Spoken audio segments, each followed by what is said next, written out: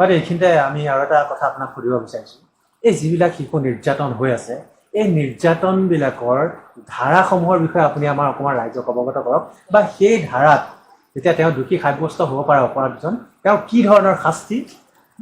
আইনে প্ৰদান কৰে আমাৰ দৰ্শকক আপুনি অকণমান জনাব এইটো এটা বৰ গুৰুত্বপূৰ্ণ কথা যে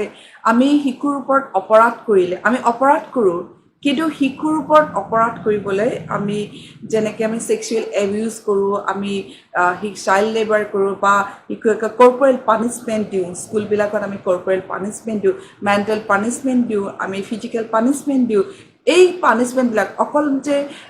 স্কুলেই দিয়ে তেনেকুৱা নহয় আমাৰ ঘৰৰ মাক দেউতাকে দিলেও শিশুৰ ওপৰত কেনেধৰণৰ কঠোৰভাৱে আমি তাত ব্যৱস্থা ল'ব পাৰে এইটো আমাৰ CRPC IPC আৰু এভিডেন্স এক্ট এই গোটেইখিনি এটা বিশাল প্ৰক্ৰিয়াত আমাক আৱৰি ৰাখিছে তাৰ পানিছমেণ্টখিনি এতিয়া মই একবিলাকৰ কথা অকণমান কৈ গৈছিলোঁ যে ট্ৰাফিকিং চাইল্ড ট্ৰাফিকিং যেতিয়া আপোনাৰ চাইল্ড ট্ৰাফিকিং কৰা হয় মই বিষয়ত বাকী পিছত কৈ দিম চাইল্ড ট্ৰাফিকিং কি চাইল্ড ট্ৰাফিকিঙৰ ফলত কি হয় কি নাই তাত আমাৰ যেতিয়া জেল পানিছমেণ্ট 7 বছৰলৈকে পানিছমেণ্ট এই সকলোবোৰ কিন্তু নন বেইলেবল অফেন্স থাকে আমি ছোৱালী এজনী পলুৱাই লৈ গ'লোঁ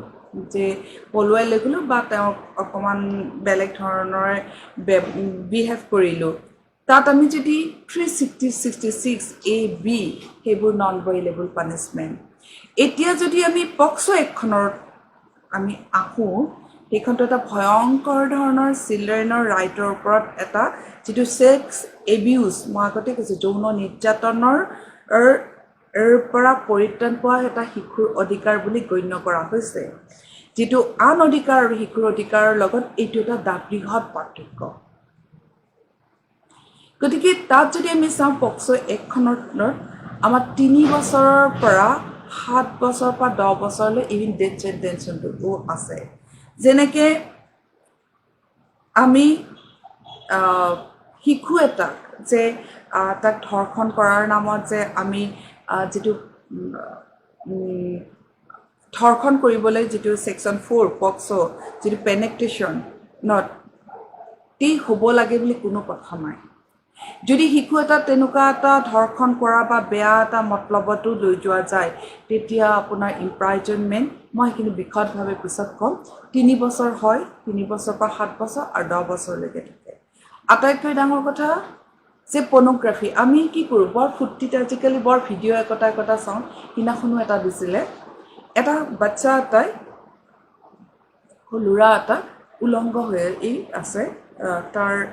নাই কিবা 4-5 বছৰীয়া বাচ্চা তাৰ এটা ছাগলী আহি পেলাই মানে তাৰ যৌনাংগটোত মানে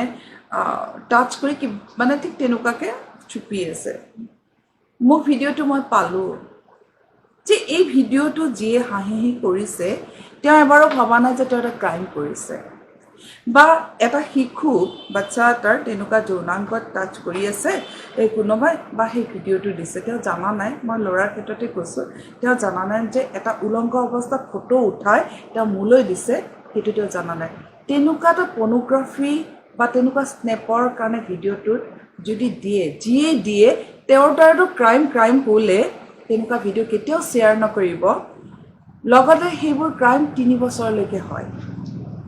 3 years imprisonment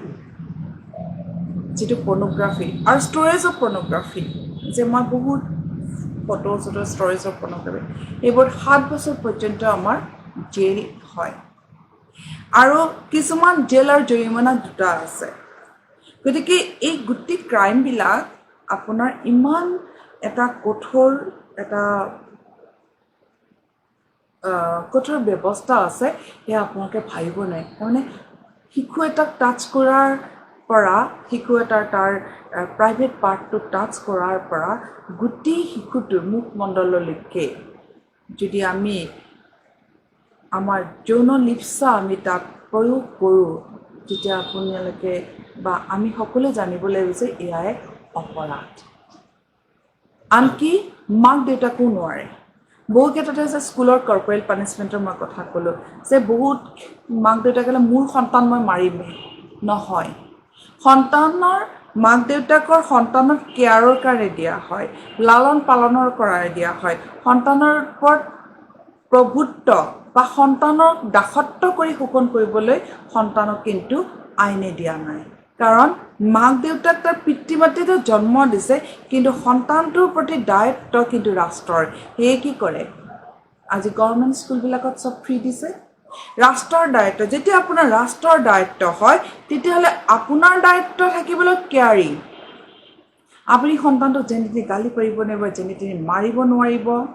যিটোৱে তাৰ মানসিক আঘাত। মই এইটো কোৱা নাই যে সি বেয়া কাম কৰিছে আপুনি তাক শাসন কৰিব। অনুশাসন আৰু দানৱীয় শাসন বা দানৱীয় আতিশয্য, নট শাসন, মই শাসনৰ কথা ক'ব নাই, সেইটোৰ মাজত পাৰ্থক্য আছে। অনুশাসনত ডিচিপ্লিন থাকে, শাসনত ডিচিপ্লিন থাকে, তাত আধ্যাত্মিকতা থাকে, কিন্তু দানৱীয় যিটো আমি কৰোঁ তাত কিন্তু এটা অমানৱীয় এটা মানুহৰ প্ৰকৃতিহে আমি প্ৰকাশ কৰোঁ। সেইখিনি পাৰ্থক্য আছে। গতিকে পিতৃ মাতৃও সেইখিনি কৰিব নোৱাৰে।